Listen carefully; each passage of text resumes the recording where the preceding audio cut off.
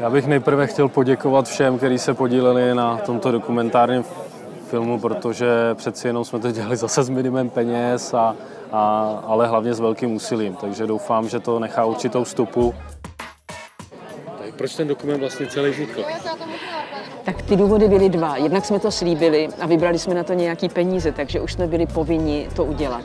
Ale vlastně jsme přišli na to, že je to důležitý, protože se nechceme jenom ohlížet za minulostí, protože co je pryč, ale připomenout ty nejdůležitější věci a akcenty, že jsme to dělali bez peněz, že se nazbíral 80 000 podpisů, aniž jsme dali jedinou korunu, že lidi se začali aktivizovat, sami tvořit. To je přece smysl té společnosti.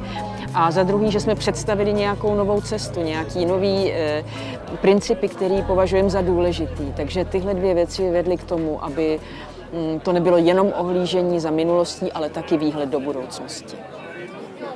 Tehdy oni, jak si ty mocenský kruhy, si nemysleli, že do toho vstoupí takový blázni, jako jsme my. A nebyli na to připraveni, ale jakmile to zjistili, tak se začaly měnit výzkumy veřejného mínění, protože ten, kdo se dostane na konec těch žebříčků, nemá prakticky šanci. Takže to už si ohlídali a myslím si, že v této nové volbě už se nemůže stát, aby jim tam někdo pronikl. Jestli vás zajímá zákulisí první přímé volby v České republice, tak podívejte se na ten dokument a udělejte si obrázek sami. Je to všechno jenom o svobodě a svobodném hlasu, který tam příště dát. Můžete to ovlivnit.